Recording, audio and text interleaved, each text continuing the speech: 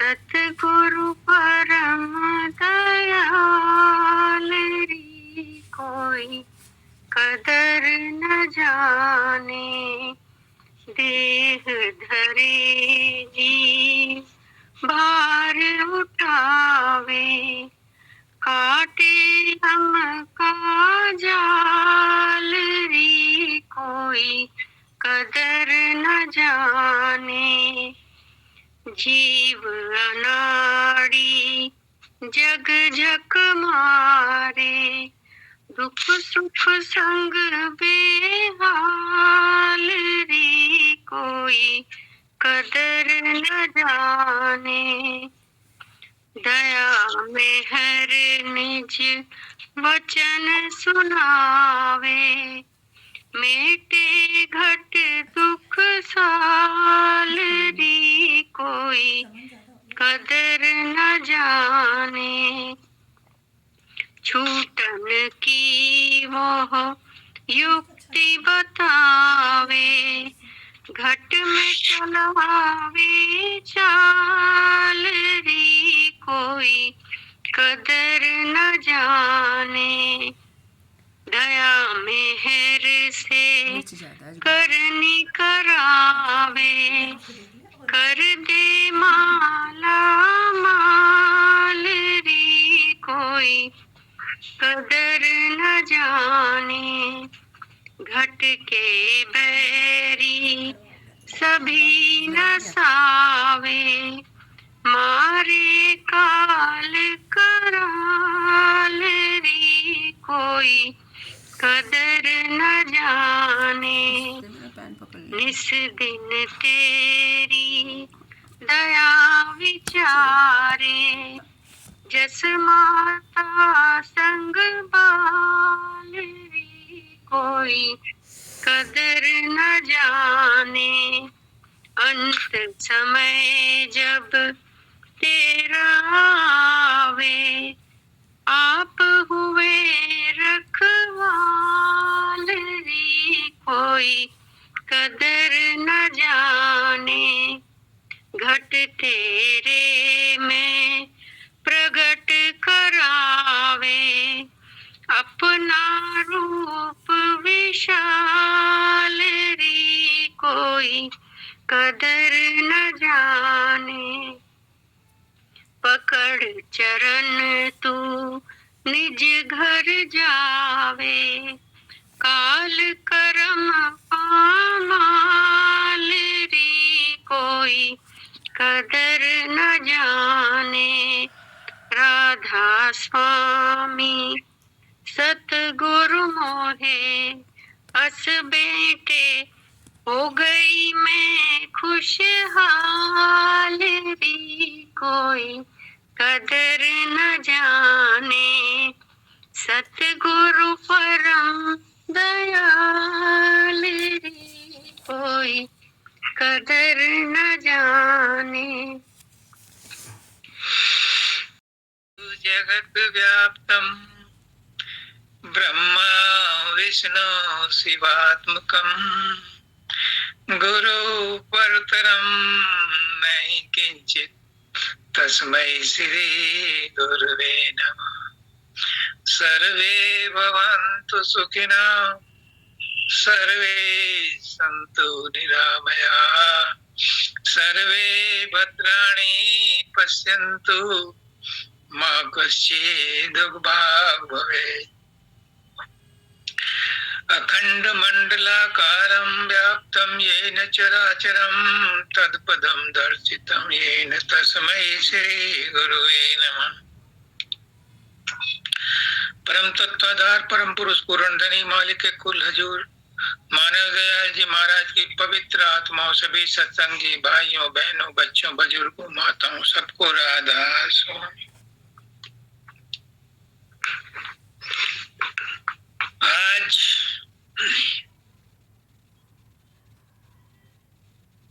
का सत्संग धाम पर भी है, कल भी होगा, क्योंकि हमारे मानव दयाल जी महाराजा धीराज परम संत परम पुरुष पूर्ण धनी की वैभव दिवस की आज पूर्व संध्या है और उनको ये शब्द बहुत प्यारा था। जब भी मस्ती में आते थे इस शब्द पर जरूर कुछ ना कुछ सत्संग देते थे। तो मालिक की मौज आचार्य द्विवेदी जी ने कहा कि इस पर कुछ विस्तृत रूप से विचार किया जाए। अब विचार तो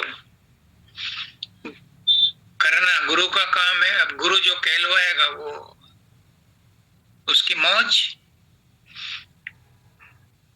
वो जिसको चाहे माध्यम बना ले और जो चाहे करवा ले।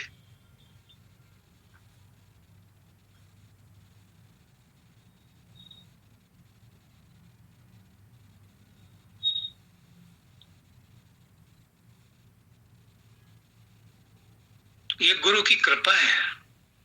क्या है गुरु की कृपा? गुरु की सबसे बड़ी कृपा ये है कि गुरु ने हमें नाम दान दिया, अपना बना लिया। ये सबसे बड़ी कृपा है गुरु की।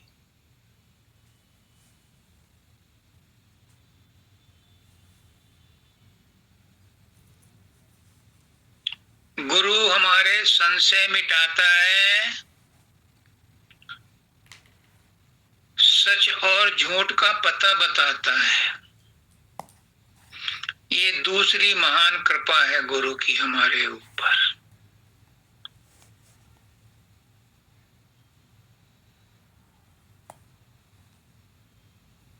गुरु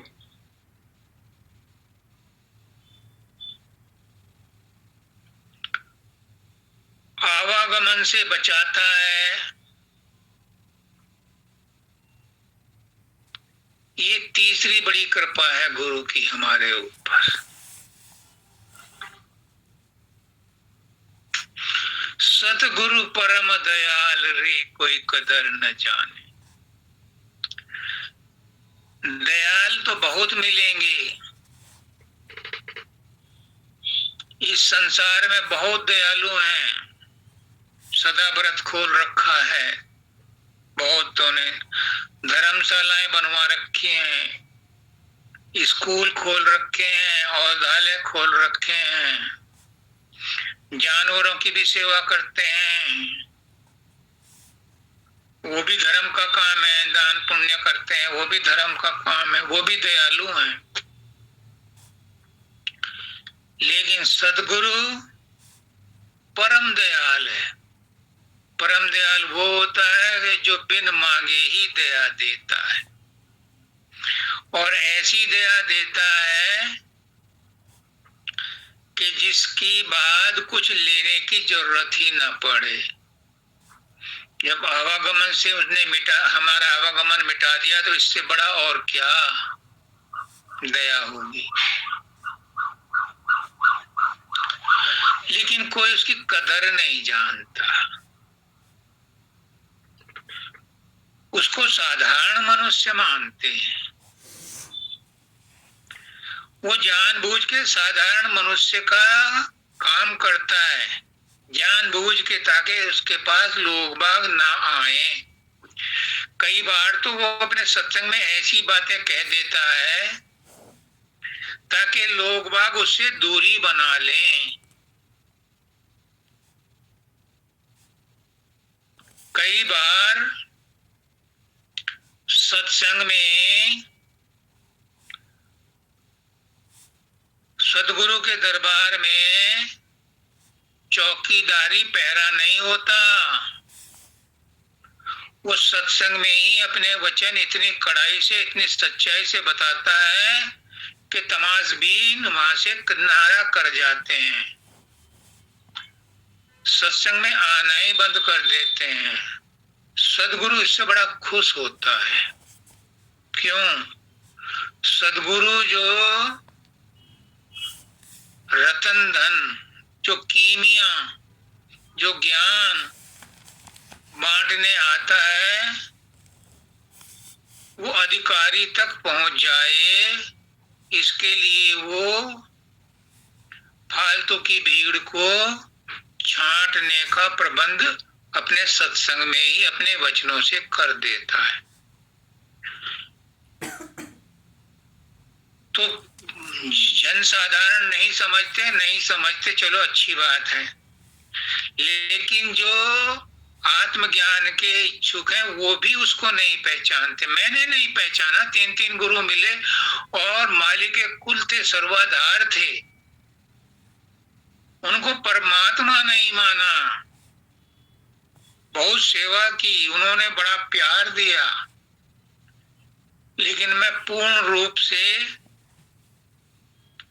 उन्हें परमात्मा नहीं माना। अगर परमात्मा मान लिया होता तो 44 साल ना लगते, 44 इयर्स ना लगते। मानव दयाल जी ने तो 2-3 साल में ही मुझे भंवर गुफा में पहुंचा दिया था, और इसके साक्षी थे शब्दानंद जी महाराज। जब वो गद्दी पर आए तो उन्होंने मुझे कहा था कि तुम तो बहुत पहले से ही भंवर गुफा में रह रहे हो, फिर क्यों समय लगा? क्योंकि कुछ कर्म बाकी थे, कुछ प्रारब्ध ऐसा था कि गुरु पर पूर्ण प्रेम और पूर्ण श्रद्धा, पूर्ण निष्ठा, पूर्ण विश्वास नहीं टिक पाया, क्योंकि कर्म कटने थे। बाबा फकीर भी कहते हैं कि मैंने अंधी भक्ति की। वो कहते हैं मुझे 35 साल लग गए, लेकिन अगर वो अंधी भक्ति ना करता तो ये समझ में भी ना आती जो अब आई है। तो मुझे भी अगर 44 साल लग गए अंधी भक्ति करने पर, इसमें भी मसलहत है। मैं अभी भी दीनहीन होकर के आप लोगों के सामने अपने आप को बहुत छोटा बना करके बात करता हूं। मेरे अंदर कोई अच्छाई नहीं है, कोई गुण नहीं है।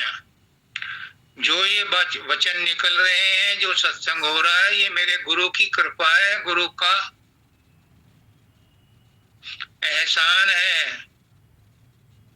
गुरु का काम है, वो ले रहे हैं, चाहे जिससे ले लें। दे धरे जीव भार उठावे, सदगुरु परमात्मा ही है। परमात्मा बड़े रूप में पृथ्वी पर नहीं आ सकता, और फिर काल ने उनसे वायदा लिया हुआ है कि आप सीधे सीधे जीव को मेरे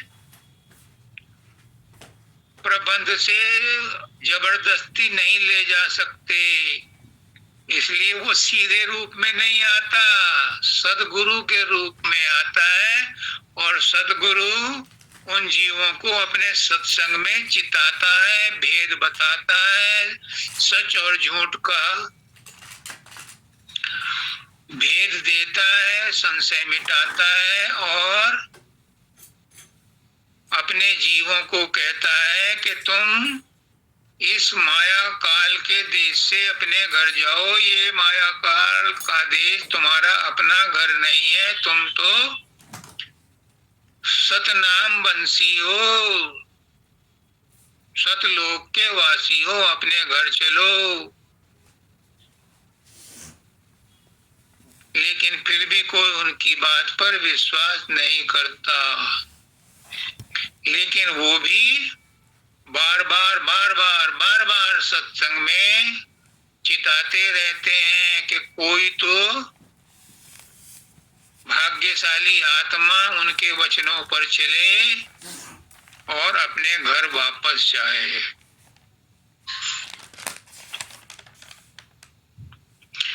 जीव जीव अनाड़ी जग जग मारे, दुख सुख संग बेहाल। सब दुख सुख में बेहाल हो रहे हैं,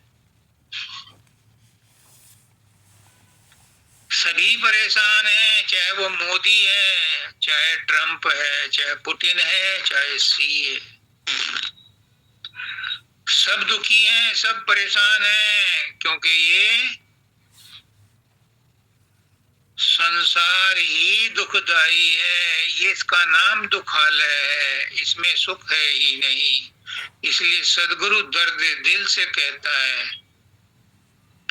कि हे जीवात्माओ, तुम अजर अमर अविनाशी परमात्मा की अंश हो। तुम गलत संस्कारों के कारण, गलत विचारों के कारण, गलत संगत के कारण अपने आप को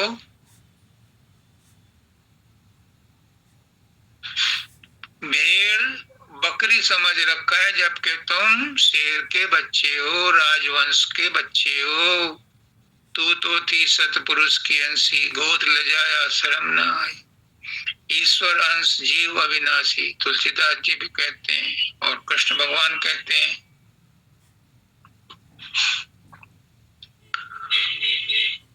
गीता में कृष्ण भगवान भी कहते हैं कि जीव उस परम पुरुष का, परम तत्व का अंश है। वो इस संसार की प्रोडक्ट नहीं है,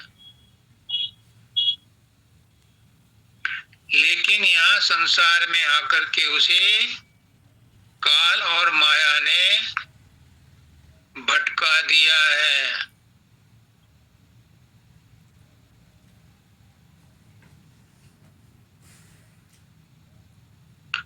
और गुरु दया मेहर से निज वचन सुनावे। वो बड़े दया मेहर से दयालु हैं। कोई उनकी बात सुने या ना सुने, उन्हें बुरा भला कहे तो भी वो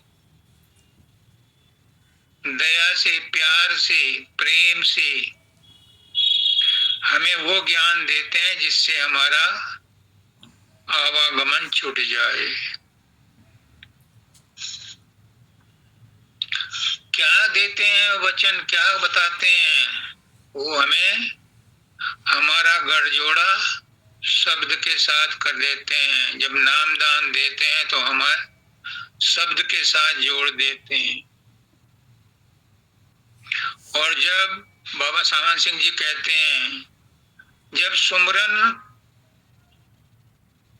पूर्ण हो जाता है,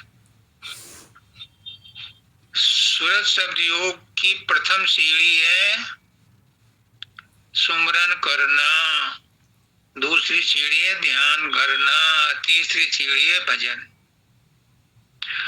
तो बाबा सावन सिंह जी कहते हैं, जब सुमरन करते करते तुम्हारी एकाग्रता बढ़ जाती है, पूर्णता को प्राप्त हो जाती है, तो तुम्हारे अंदर शब्द और प्रकाश प्रकट होने लगता है। माताजी सुन लो, आप कह रही थी कि क्या करें, कहाँ से करें, उम्र बीत गई, तो सुमरन पर पूरा फोकस करो, पूरा ध्यान लगाओ। ये सुमरन ही हमें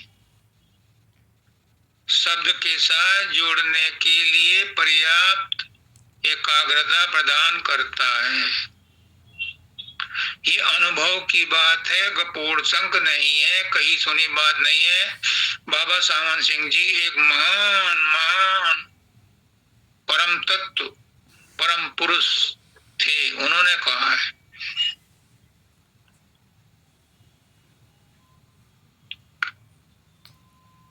वो कहते हैं कि जब तुम सुमरन ध्यान करोगे, प्रेम से उस मालिक को याद करोगे जैसा गुरु ने बताया है, उस नाम का सुमरन करोगे, तो तुम्हारे अंदर जितने भी चोर बैठे हैं,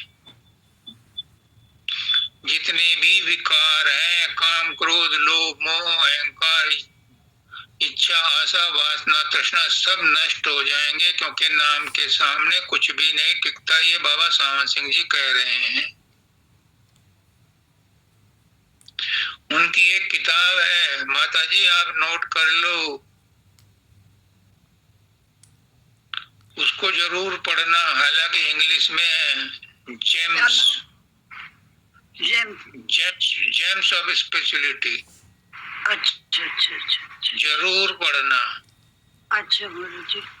इसमें बहुत प्रारंभिक स्टेज से लेकर के आखिरी स्टेज तक, यानी सचखंड तक का वर्णन है, शुरू से लेकर के। मतलब एक नए सत्संगी को शुरुआत लेकर के कैसे उसमें भजन करना है, कैसे उसको जो है ध्यान करना है, कैसे उसे सुमरन करना है, सारा तरीका खोल खोल के बड़े ढंग से बताया है।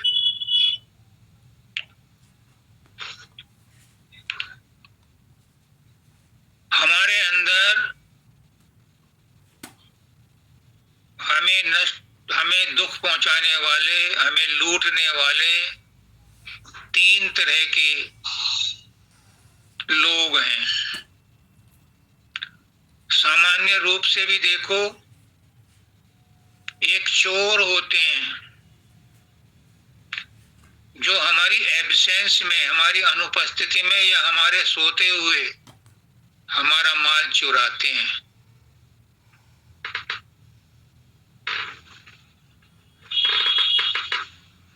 दूसरे होते हैं डकैत, जो बंदूक की नोक पर, छुरे की नोक पर हमारा सामान लूटते हैं। और तीसरे होते हैं ठग, जो पहले मित्रता करते हैं, हमारे भेद लेते हैं, हमारे पेट में घुस जाते हैं और फिर बाद में दगा देते हैं, बाद में धोखा देते हैं। तो ये हमें सावधान रहना है। चोर तो हैं काम क्रोध, ये चोरी से हमारे ऊपर आक्रमण करते हैं। और डकैत है अहंकार,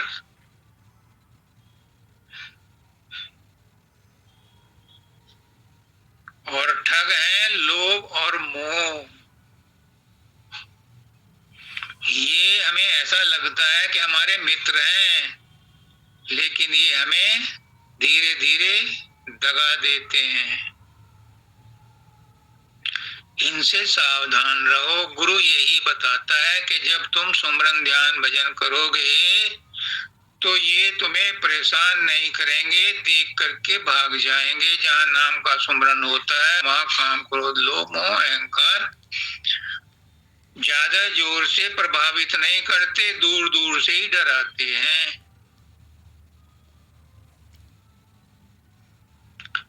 लेकिन हमारे यहाँ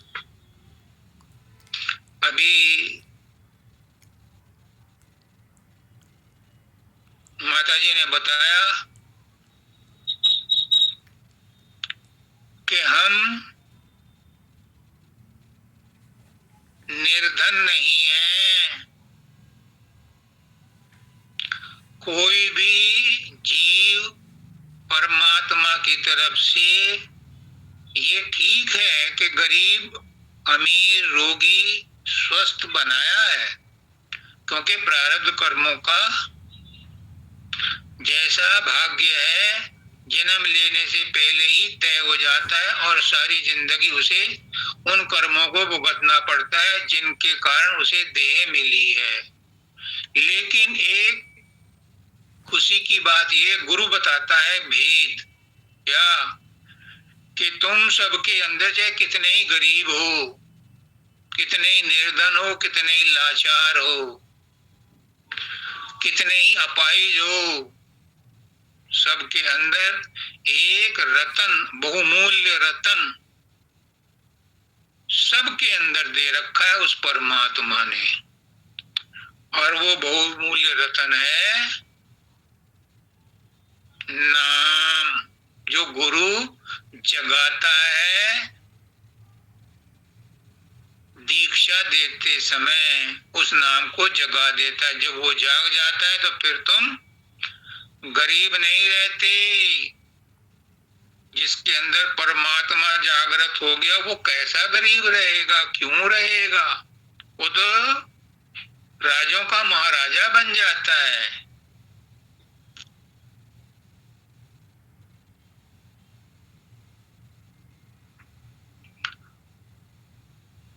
निज दिन तेरी दया विचारें, जस माता संग बाल रे। सोते उठते जागते सत्संग में, बार बार बात बात में हमारे कल्याण के लिए कुछ ना कुछ नुक्ता बताते ही रहते हैं, और हम उस नुक्ते को ग्रहण करने के बजाय हवा में उड़ा देते हैं। तो फिर कल्याण कैसे हो? जब दवा नहीं खाई, वैद्य ने, हकीम ने, डॉक्टर ने जो दवा प्रेस्क्राइब की है वो हमने नहीं खाई तो हमारी बीमारी कैसे दूर होगी? सदगुरु भी डॉक्टर है, वैद्य है, हकीम है। अध्यात्म का वो जो हमें दवाई बताता है उसे नहीं इस्तेमाल करेंगे या पूर्ण रूप से नहीं करेंगे, और अगर कर ली, दवाई ले ली और परहेज नहीं किया। परहेज करने के लिए बाबा सामंत सिंह जी कहते हैं कि अपने मन की निगरानी करो, ये कहां कहां जा रहा है इसे रोको, ये परहेज है।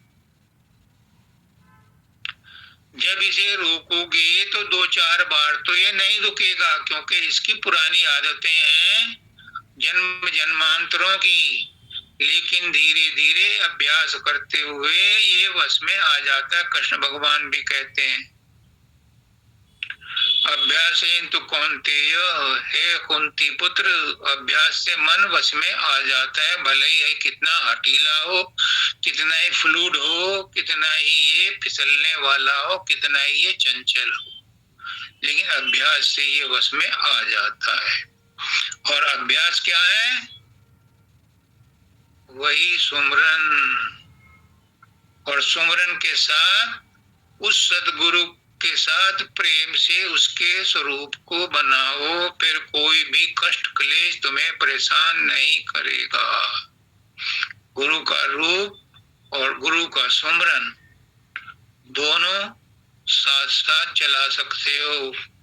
भजन के समय सुमरन नहीं करना, ध्यान आ जाए तो कोई बात नहीं, क्योंकि अगर भजन के समय सुमरन करोगे तो अटेंशन डाइवर्ट हो जाएगी। इसलिए बाबा सामंत सिंह जी इसको मना करते हैं, हमारे गुरु भी मना करते हैं। सब एक ही बात, सारे गुरु एक ही बात कहते हैं। जो मैंने किताब पढ़ी, अभी पढ़ रहा हूँ, और वही बातें हजूर महाराज ने अपने जुगत प्रकाश में, निज उपदेश में, सार उपदेश में, सब में वही दिया है जो बाबा सामंत सिंह जी ने उन पत्रों में लिखा है। ये पत्रों का जवाब है, प्रश्न नहीं है इसमें, लेकिन पत्रों के जवाब है इस पुस्तक में, स्पिरिचुअल जेम्स। अब वो कहते हैं अंत समय जब तेरा आवे, आप हुए रखवाल री। जब अंत समय आता है बाबा सामंत सिंह जी कहते हैं, मुझे बहुत प्यारे लगते हैं, क्योंकि बाबा फकीर के गुरु थे वो। जब बाबा फकीर ने दादा दयाल से पूछा कि आपके बाद अगर कुछ पूछना हो किसके पास जाऊं, उन्होंने कहा सामंत सिंह जी के पास जाना, वो सुलझे हुए संत हैं। तो बाबा फकीर जाते थे उनके पास। तो यहाँ पर कह रहे हैं बाबा सामंत सिंह जी इसी किताब में कि अंत समय जब तेरा आवे, आप हुए रखवाल। अंत समय में गुरु आता है, जिसको नाम दिया है उसकी रक्षा उसके हाथ में है। मेरे गुरु ने भी जिनको नाम दिया है उनकी रक्षा वो खुद कर रहे हैं, और जो सत्संगी को नाम मिला है और वो सुमरन ध्यान भजन नहीं कर रहा, तो मेरे गुरु की नाक नीची ना हो जाए इसलिए उनका सुमरन ध्यान भजन मैं कर रहा हूं।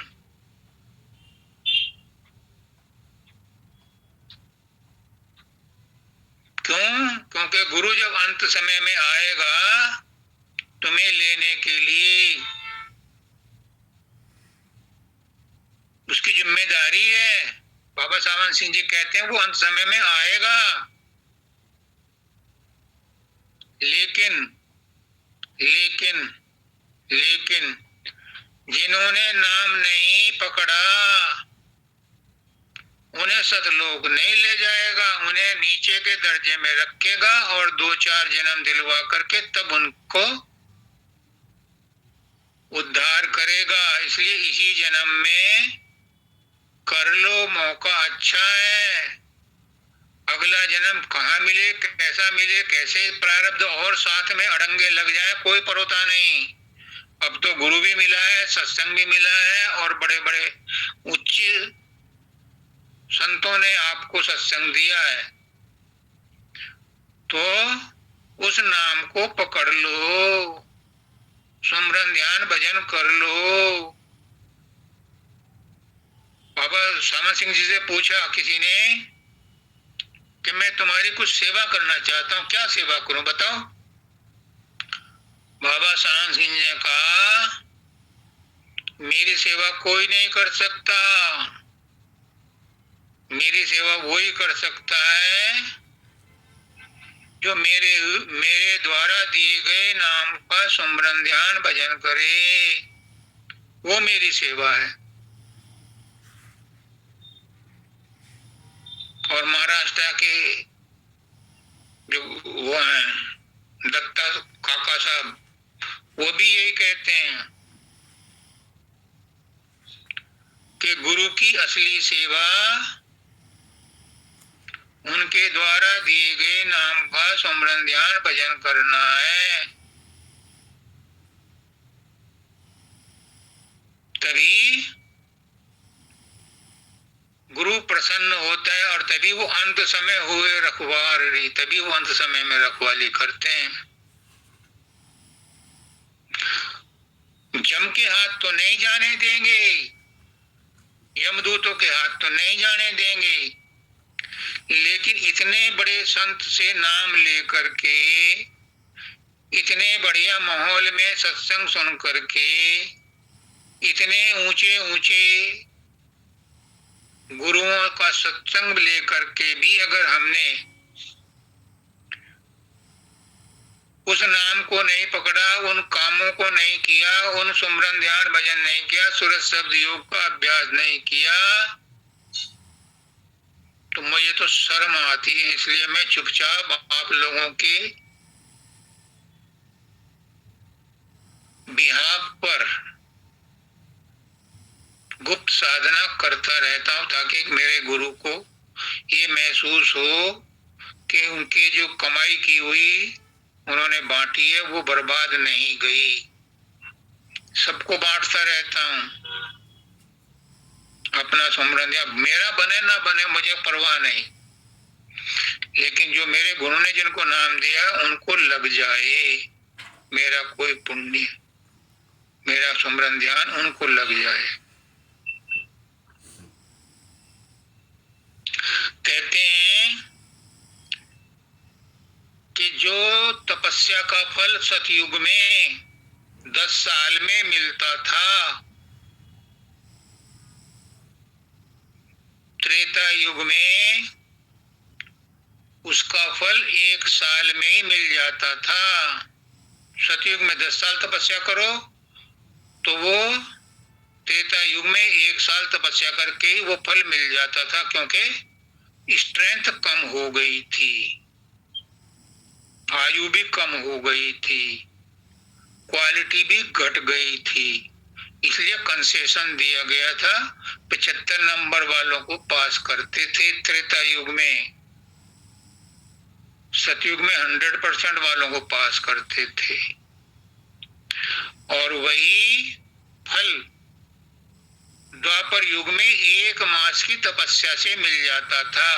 यानी 50% वालों को द्वापर में पास करके परमात्मा के लोक में भेज दिया जाता था। और कलयुग में, मैं आपसे हाथ जोड़ के कह रहा हूं, कलयुग में एक रात दिन भी उतनी सीरियसली तपस्या कर लो तो तुम्हें 10 साल के तपस्या का फल मिल जाएगा, एक दिन और रात में। अब तो 30% वालों को भी पास करके भेज रहे हैं, 20% वालों को भी पास करके भेज रहे हैं, इतना कंसेशन है। तभी तो मैं कह रहा हूं कि मैं अपना जो सुमरन ध्यान भजन करता हूँ ये तुम लोगों को बांटता रहता हूँ। किसको कितना मिलता है ये उसके भाग्य की बात है, वो खुद भी तो कुछ करेगा तभी तो ये पकड़ेगा, नहीं तो वो भी बह जाएगा।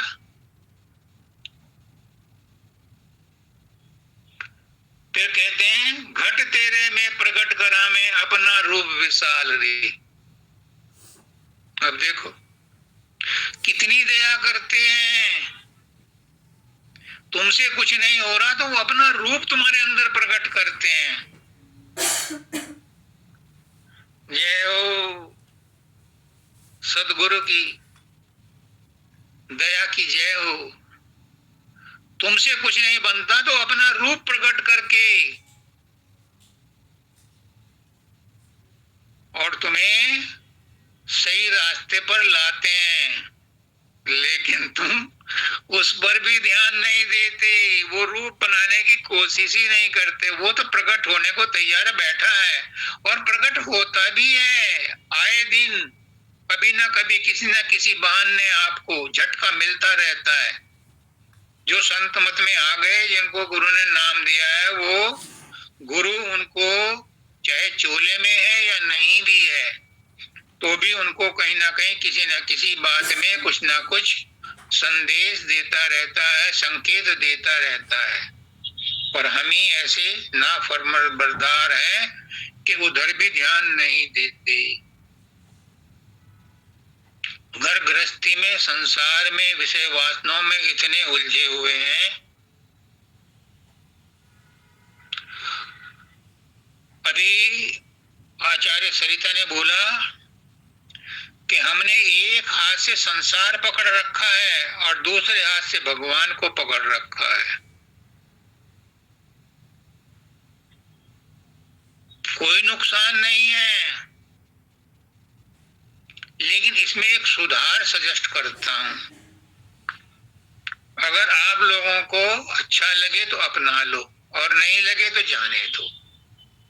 क्या कि जितनी भी तुम्हारी इच्छाएं हैं, जो भी तुम संसार में अपने लिए, परिवार के लिए, संसार के लिए, रिश्तेदारों के लिए इतने काम करते हो, इतने लक्ष्य बना रखे हैं और उनको साधने के लिए परमात्मा को साधन बना रखा है, गुरु को साधन बना लिया आपने कि हमारे ये काम पूरे करो। तो मेरी प्रार्थना है कि तुम पहले गुरु को पकड़ लो, गुरु की बात मान लो और संसार को साधन बना लो, तो तुम्हारे संसार भी बन जाएगा और परमार्थ भी बन जाएगा। अभी तुम संसार को साधने के लिए, स्वार्थ को साधने के लिए परमात्मा का इस्तेमाल करते हो, तो परमात्मा इन कामों के लिए नहीं आया। परमात्मा बेटा बेटी देने नहीं आया, परमात्मा मुकदमा जिताने नहीं आया, सदगुरु इसलिए नहीं आया कि तुम्हारे घर में कोई गमी ना हो या कोई बीमारी ना हो ना, वो तो तुम्हें सतलोक ले आने आया है, आवागमन से छुड़ाने आया है। तुम अगर सतगुरु का हाथ पकड़ लो, सतगुरु से प्रेम कर लो, अपने काम धंधों को सतगुरु का काम धंधा मान लो। जैसे मैं हर बार कहता हूं कि मैं सत्संग नहीं दे रहा, मेरा गुरु सत्संग दे रहा है। हर काम को तुम अगर गुरु का काम समझ लो तो गुरु हमारा इष्ट है और ये साधन बन जाएंगे तो स्वार्थ भी सध जाएगा, परमार्थ भी सध जाएगा। मेरी हाथ जोड़कर प्रार्थना है, अच्छा लगे अपना लो, नहीं तो जैसा चल रहा है चलने दो। क्या कर सकता है गुरु? तो समझा ही सकता है, ताड़ मार भी करता है पर जबरदस्ती नहीं करता। ये काम गुरु नहीं करता, जबरदस्ती किसी को नहीं करता।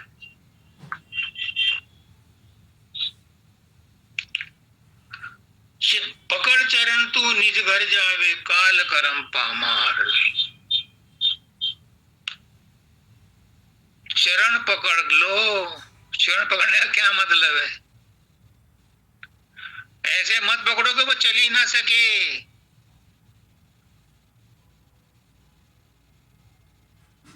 चरण पकड़ने का मतलब है दीनता लाओ।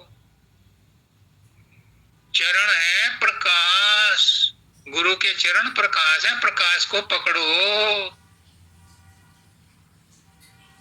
तो काल कर्म सारे खत्म हो जाएंगे, उनका प्रभाव नष्ट हो जाएगा। सदगुरु से प्रेम करो, सदगुरु पर विश्वास करो कि वो परमात्मा ही है।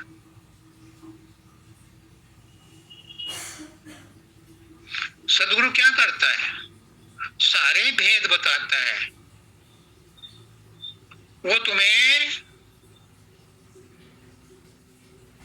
तालाब तक ले जाता है कि पानी पी लो,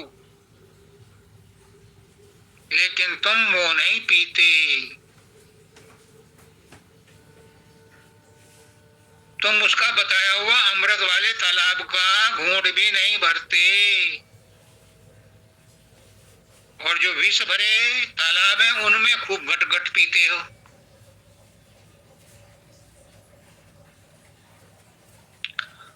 कहते हैं कि you can take the horse to the pond, तुम घोड़े को तालाब तक ले जा सकते हो, but you can not make the horse to drink the water, तुम घोड़े को कंपेल नहीं कर सकते तू पानी पी ले। गुरु भी यही करता है, अपने वचनों से सत्संग में तुम्हें अमृत कुंड तक ले जाता है, परंतु तुम उसे पियो या ना पियो वो तुम्हारे साथ जबरदस्ती नहीं करता। जबरदस्ती अब तुम्हारे मुंह में अमृत की बूंद नहीं डालेगा, क्योंकि तुम्हें स्वतंत्रता प्राप्त है। ये स्वतंत्रता लिमिटेड है, सीमित है, पर सिर्फ मनुष्य को मिली है, किसी और को नहीं मिली। मनुष्य को लिमिटेड स्वतंत्रता मिली है और किसी जीव को स्वतंत्रता है ही नहीं। वो तो उनके प्रोग्राम्ड है, सबके, उन सबके सॉफ्टवेयर प्री प्लान्ड है, प्री प्रोग्राम्ड है, उसी के अनुसार चलते हैं। मनुष्य को एक लिमिटेड स्वतंत्रता है कि वो करे या ना करे, उसके अंदर विवेक दिया है, वो अच्छा समझे करे, बुरा समझे ना करे, लेकिन वो इसी लिमिटेड स्वतंत्रता का दुरुपयोग करता है। पहले तो वो अपने विवेक को इस्तेमाल ही नहीं करता, और करता है तो गलत कामों में, गलत रुचि में और गलत ढंग से इस्तेमाल करता है। वो उस लिमिटेड स्वतंत्रता को गलत ढंग से लेकर के अपना और बिगाड़ कर लेता है। दूसरी योनियों में जो उनके कर्म हैं प्रारब्ध के, वो कट के खत्म हो जाते हैं, मनुष्य योनि में इस लिमिटेड स्वतंत्रता का दुरुपयोग करके मनुष्य इतने कर्म और ओढ़ लेता है कि अगली 84 लाख योनियों के लिए वो सफिशिएंट होते हैं। ये हमारी उस लिमिटेड स्वतंत्रता का दुरुपयोग का परिणाम है कि हम इस जीवन में बजाय इसके कि उन कर्मों को काट करके मुक्त हो जाएं, हम और 84 लाख योनियों का भार इसी जन्म में मनुष्य योनि में ही कमा लेते हैं और योनियों में कोई कर्म नहीं नया नहीं बनता, वहां तो पुराने कर्मों का भुगतान होता है। मनुष्य योनि में ही नए कर्म बनते हैं और उनके लिए ही 84 लाख योनियां निर्धारित की गई हैं। कितने दुख की बात है कि गुरु की रिक्वेस्ट, गुरु की ताड़मार, गुरु का ज्ञान, गुरु का सत्संग सुन करके भी हम नहीं चेतते। चेतो मेरे भाई तेरे भले की कहूं।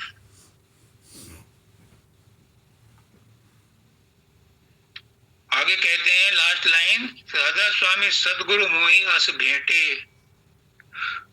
इस जन्म में सदगुरु से मेरी ऐसी भेंट हो गई, राधा स्वामी सदगुरु से ऐसी भेंट हो गई कि मैं खुशहाल हो गई।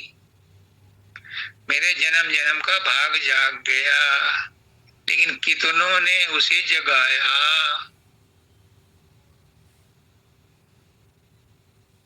कितनों ने उसका फायदा उठाया।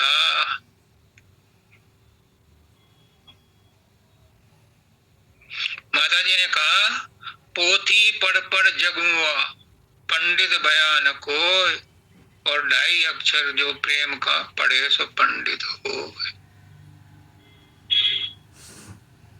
मैंने भी बहुत वाचक ज्ञान इकट्ठा कर लिया,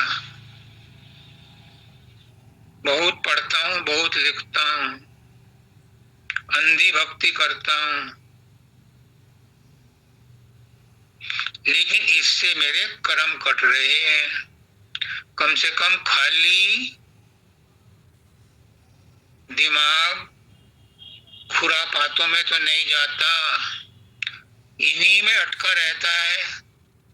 भले ही ये परमार्थ को की तरफ ना ले जाएं, लेकिन ये 84 लाख योनियों का जो नया मसाला तैयार होगा उससे भी तो मेरी बचत कर रहे हैं। मेरे गुरु की मुझ पर इतनी ही बड़ी कृपा है कि मैं फालतू समय में एक भी, वो कहती हैं कि अभी मेरा खाना बन गया आ जाओ, जब तक टेबल पर नहीं आता मैं यहाँ से नहीं उठता। वो कहे इतनी तो मैं वो है, मैं ये चाहता हूं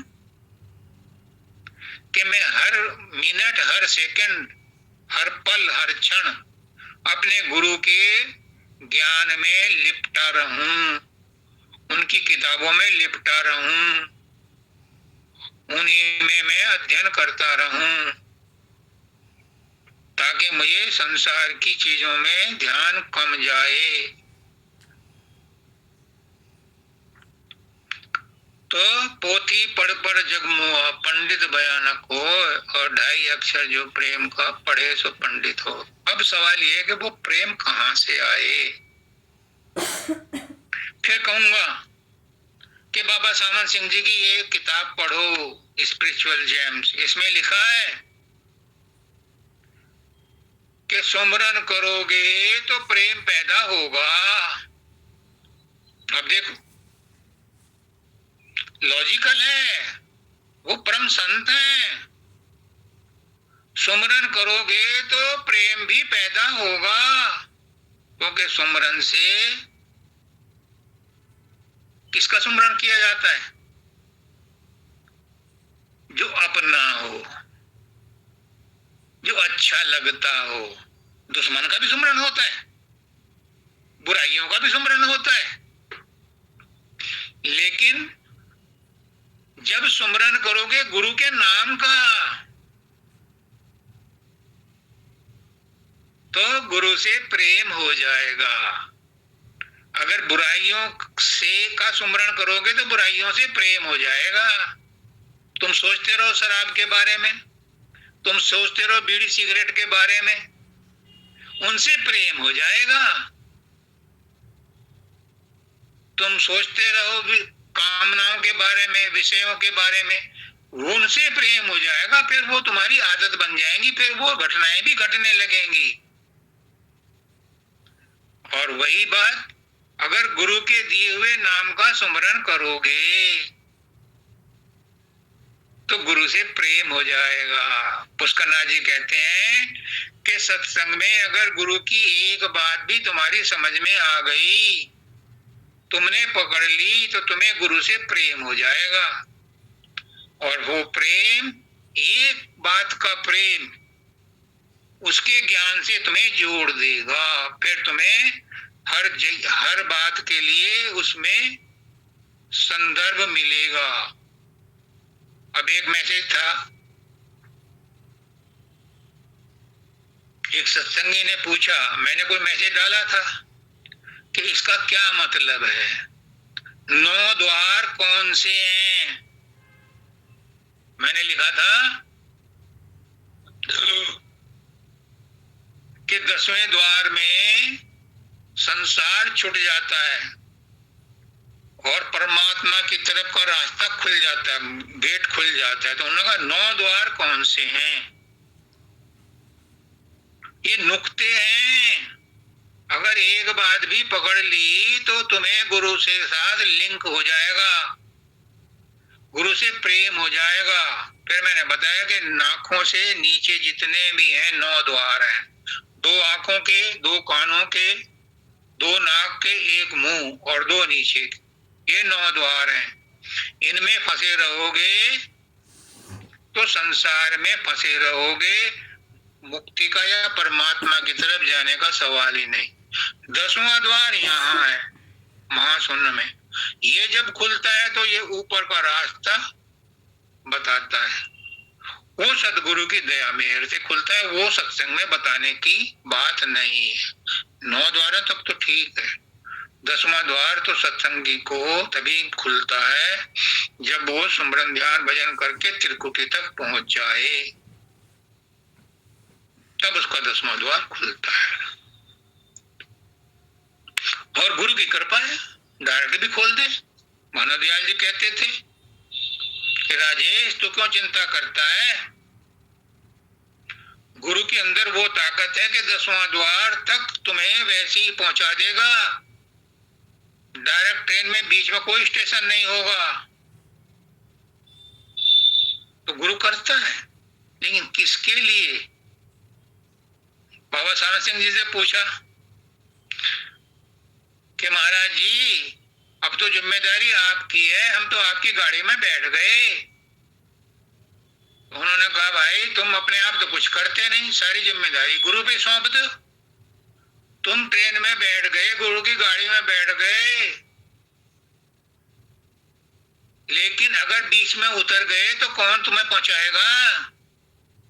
तो दूसरा सत्संगी पूछा महाराज जी अगर हम ना उतरे गाड़ी से, तो कहते हैं अगर तुम गाड़ी में बैठे रहे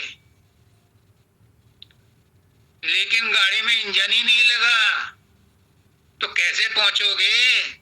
यानी तुमने सुमरन ध्यान भजन ही नहीं किया तो कैसे पहुंचोगे?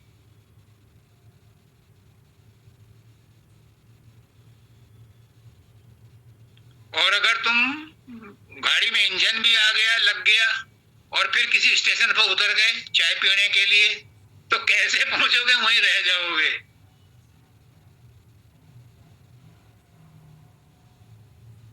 इसलिए गुरु के बताए हुए मार्ग पर गुरु बेहतर जानता है किसके लिए क्या आदेश है, किसके लिए क्या उपयुक्त साधन है। गुरु एक डंडे से सबको नहीं हाँकता, सबको एक ही तरीका नहीं बताता, वो छांट करके हर एक को अलग अलग तरीके से समझाता है। हाँ, शुरू की स्टेजेस सबके लिए एक समान एक तरह से चलनी पड़ती हैं। जैसे प्राइमरी क्लास में हाई स्कूल में, हाई स्कूल तक एक ही तरह के कोर्स, 8th तक एक ही तरह के कोर्स पढ़ाए जाते हैं सबको। हाई स्कूल में थोड़ा सा अंतर डाल दिया जाए, साइंस ग्रुप हो गया, कॉमर्स कॉमर्स तो खैर यहाँ सीबीएसई में इंटर में शुरू होता है। कहने का मतलब ये है मेरा कि हायर क्लास में जैसे जाते जाते हैं, जैसे जैसे जाते हैं वैसे वैसे उनकी फील्ड चेंज होती रहती है, उनकी फैकल्टी चेंज होती रहती हैं, और जब वो ग्रेजुएशन करता है तो उसको वाइड स्कोप मिलता है, बहुत से ऑप्शंस मिलते हैं कि कौन से फील्ड में जाना है, उनकी पढ़ाई शुरू कराता है। ऐसे ही गुरु भी करता है, अपने शिष्य की घड़त करने के लिए वो समय समय पर उन्हें निर्देश देता है। उनको जो आज आदेश दिया है, जो उसने आज निर्देश दिया है, वो साल भर बाद, 6 महीने बाद चेंज करता रहता है। लेकिन लोग वहां गुरु के दरबार में आते ही नहीं, नाम ले लिया और घर बैठे हैं, कभी हाल चाल ही नहीं है। वो शब्द है तो एक साल में 6 महीने में भी कभी गुरु के पास नहीं आए तो कैसे गुरु की समझ आएगी? जब तक अपनी रिपोर्ट कार्ड नहीं दिखाओगे, बच्चा स्कूल में जाता है,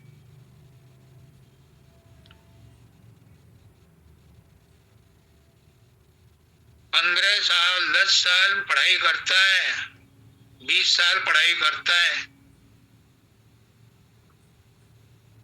तब उसको नौकरी मिलती है। पढ़ाई में 15-20 साल खर्च करता है वो, तब नौकरी मिलती है। और सुमरन ध्यान कितने दिन किया? लग करके। अगर बच्चा लग करके पढ़ाई ना करे तो क्या परीक्षा में पास होगा? और हमने नाम ले लिया और पढ़ाई करते नहीं तो क्या पास होंगे?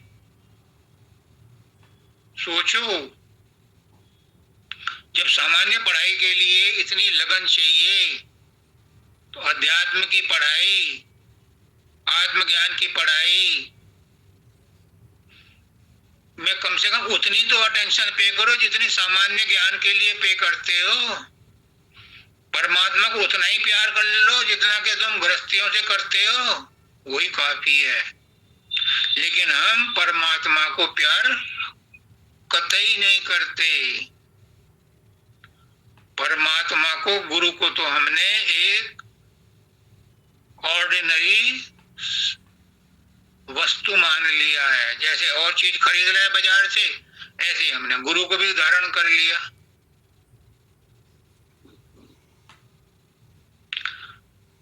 आगे कहा माता जी ने, जो प्राप्त है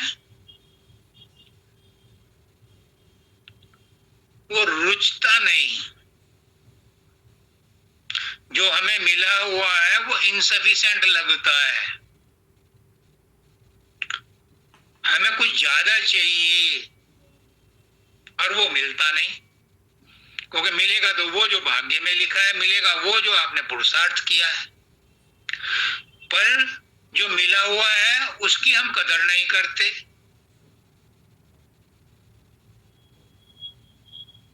इसलिए दुखी रहते हैं कि जो मिला हुआ है उससे संतुष्ट नहीं है और जो चाहते हैं वो मिलता नहीं, इसलिए दुखी रहते हैं। दूध अच्छा नहीं लगता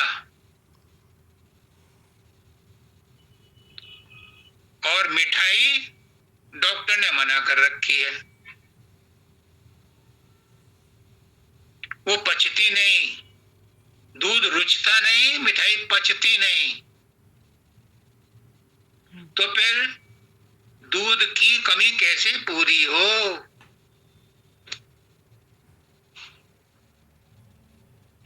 इसलिए मालिक की मौज में रहो, जो मिला हुआ है वो पर्याप्त है, उसमें संतुष्ट रहो, उसका आनंद मत खो।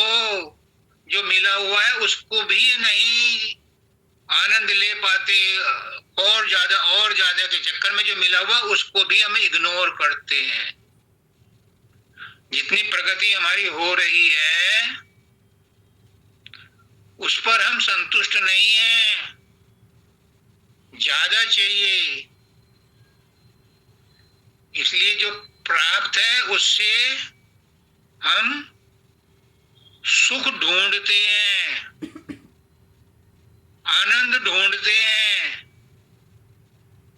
और आनंद और सुख कहीं वस्तु में नहीं है।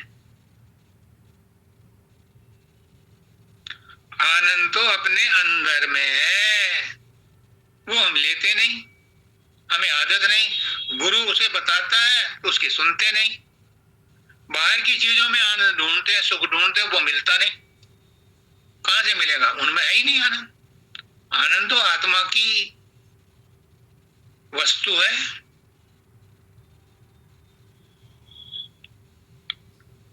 एक इन्होंने कहा कि दिल का हुजरा साफ कर जाना के आने के लिए। बहुत लंबा शब्द है, बड़ा, अभी बाद में होगी इसकी व्याख्या। मुझ में एक ही बात पकड़ रहा हूं, दिल का हुजरा साफ कर, बस।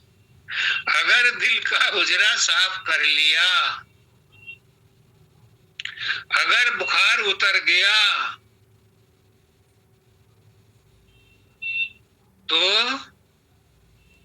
खाना स्वादिष्ट लगेगा। और जब तक बुखार है, कितना ही स्वादिष्ट खाना हो वो अच्छा नहीं लगता। तो जब तक दिल का हुजरा, हमारा मन खराब है, तब तक परमात्मा नहीं उतरता।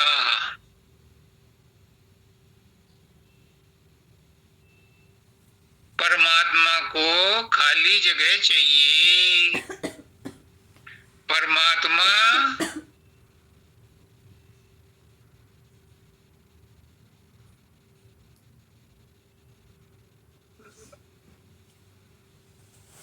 बिखरे हुए घर में प्रवेश नहीं करता, जिसमें चिंताएं हैं, दुख है, घृणा है, राग द्वेष है, कामनाएं हैं, उसमें नहीं प्रवेश करता। इसलिए गुरु क्या कहता है कि सुमरन ध्यान करो, तो ये गर्द गुब्बार बाहर निकल जाएगा, तब परमात्मा प्रवेश करेगा। सबके अंदर है, मन सबके अंदर बैठा है। काम क्रोध लोभ मोह अहंकार भी सबके अंदर है, कोई नहीं बरी। बड़े बड़े संत महात्मा, इवन बाबा फकीर कहते हैं कि मेरे मन में कई बार ऐसी इच्छाएं उठती हैं कि जिनको मैं नहीं चाहता, लेकिन उठती हैं। वो कहते हैं कि अगर संत महात्माओं के पीर पैगंबर जो ब्रह्म के अवतार हैं, कोई ऐसा कैमरा होता कि उनके सिर पर लगा दिया जाता, तो उनके पता चलता है कि उनके कैसे कैसे विचार, खोटे विचार उनके अंदर भी उठते हैं। मुंह दिखाने लायक नहीं रहेंगे अगर उन विचारों की रील देखने को मिल जाए। वो तो अंदर में छुपी पड़ी है, वो अलग बात है। तो सबके अंदर है, लेकिन गुरु बड़ा परम दयाल है, वो बड़े प्रेम से समझाता है, इस रोग को बड़े प्रेम से हटाता है। वो कहता है सुमरन कर लो यार गुरु के बताए हुए नाम का। कितना सरल, अनकोटेड मीठी दवाई दी है गुरु को, गुरु ने शिष्य को। नाम का सुमरन क्या बिगड़ता है यार, सुमरन ही तो करना है। नाम का सुमरन कर ले, चिंताओं का सुमरन कर रहा है, नाम का सुमरन कर ले।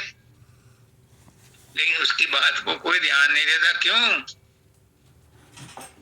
क्योंकि चिंताओं में मजा आता है, विषय वासनाओं का चिंतन करने में भी मजा आता है, नाम का सुमरन करने में मजा नहीं आता किसी को। जिस दिन नाम का सुमरन करने में मजा आने लगा, उस दिन तुम नहीं, तुम्हारा परिवार भी तर जाएगा। तुम्हारी गारंटी नहीं है, तुम्हारा परिवार भी तर जाएगा। परिवार एक तो फिजिकल परिवार है, और एक इस शरीर के साथ जहां हम रह रहे हैं इसमें भी परिवार है।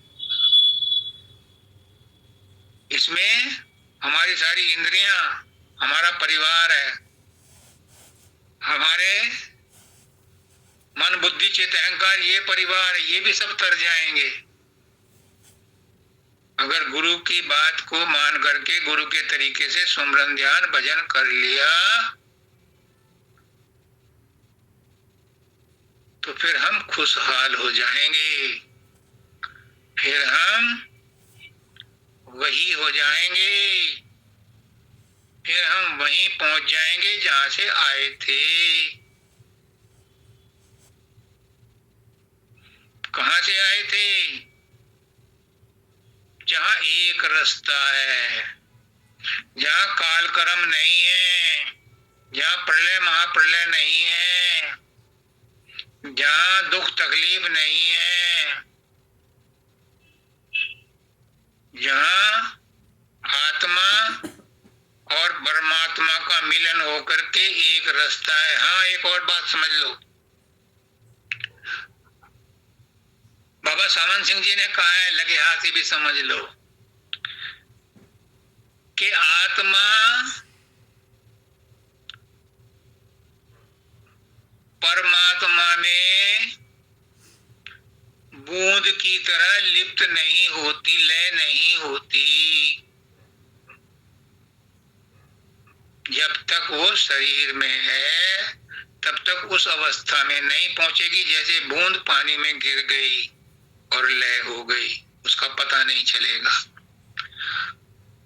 बाबा सामन जी कहते हैं ये स्थिति तब आएगी, आएगी जरूर, आत्मा की भी परमात्मा में मिलने के बाद। कब आएगी?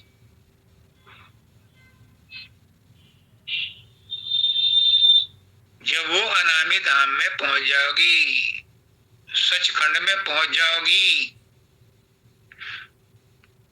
जब निर्लिप्त रहते हुए संसार में हम जीते जी मुक्त अवस्था में, विधेय अवस्था में रहते हैं, तब जिस समय शरीर छोड़ेंगे उस समय हमारी वो अवस्था बनी रही तो हम उस बूंद को पानी में गिरते देखते हैं। ऐसे ही अपनी आत्मा को उस आत्माओं के समुद्र में गिरते हुए देखेंगे, फिर हमारा आता पता नहीं मिलने का। कितनी ऊंची ऊंची बातें संतों ने सत्संग में साधारण भाषा में कह दी।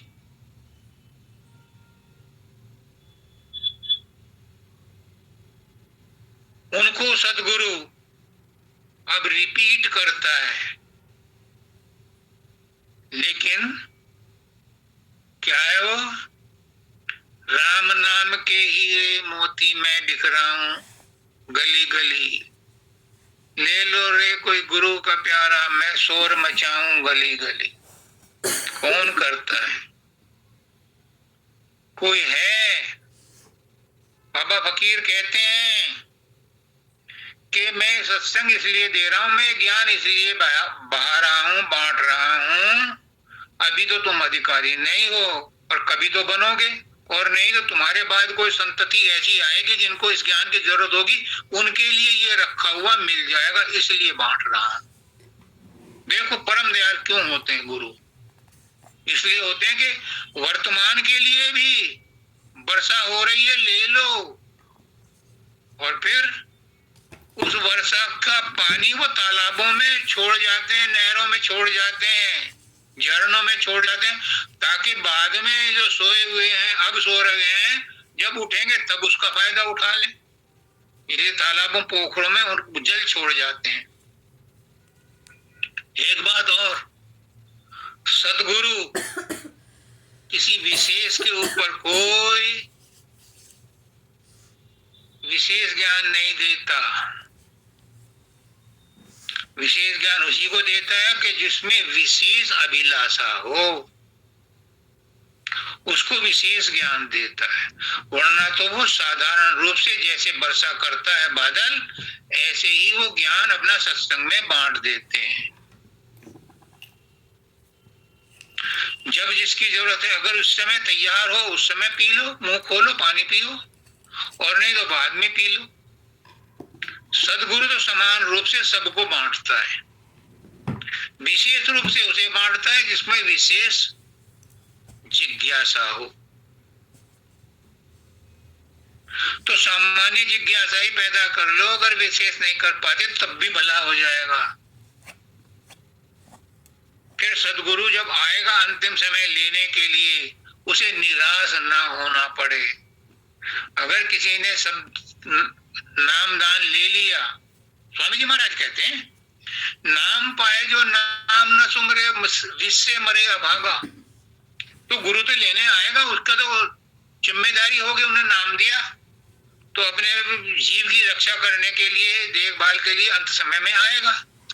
पर अगर उसने नाम नहीं जपा, शब्द नहीं सुना, तो बेचारा मत्था पिटेगा, यार मैंने नाम दिया, इतने गुरुओं ने उसे चिताया, उसके बाद भी उसने कुछ नहीं किया।